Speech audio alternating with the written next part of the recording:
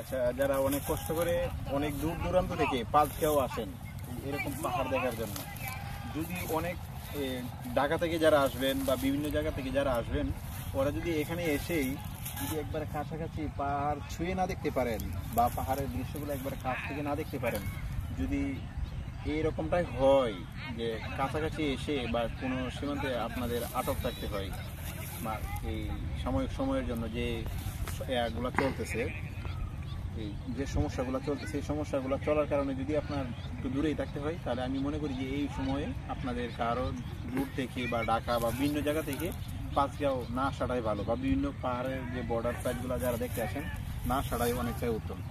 আপনি কথা বলেন, এটা কি আমি যে কথাটা বলছি এটা কি ঠিক কিনা?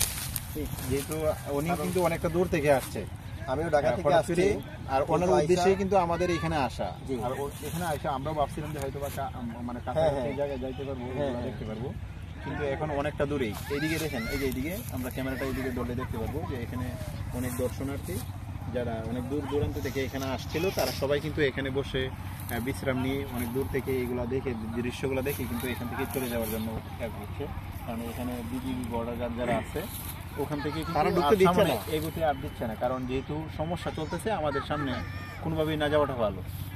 তাই আপনি তো অনেকটা দূর থেকে আসছেন, যদিও ভালো লাগতেছে, কিন্তু এখন আমি যে দূর থেকে ভালো লাগাটা আর কাছে যাওয়ার ভালো লাগাটার ভিতরে একটা ব্যবধান আছে, পার্থক্য আছে। অনেক দূর থেকে মানুষ আসে একটু কাছে যাইতে, যে একটু পাহাড়টা একবারে কাছে যাইতে, কিন্তু পারতেছে না। এই দূরার থেকে শুধু চোখ দিয়ে দেখলেই মানে ওই মনটা ভরে না, যে এত কষ্ট করে আসলাম, একটু ছোটোখাটো ঠিলাই ওঠা, একটু পাহাড়ের গাছগুলোর কাছে গিয়ে দেখা, এটার অনুভূতিটা হচ্ছে না। এই চোখ দিয়ে তো দেখাটা এটা এভাবে ভালো লাগে না।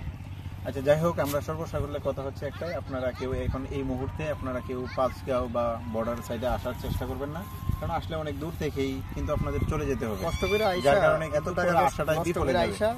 এটুকুই আর কি কথা। যাই হোক, কথা হবে অন্য কোনো সময়। আসসালামু আলাইকুম।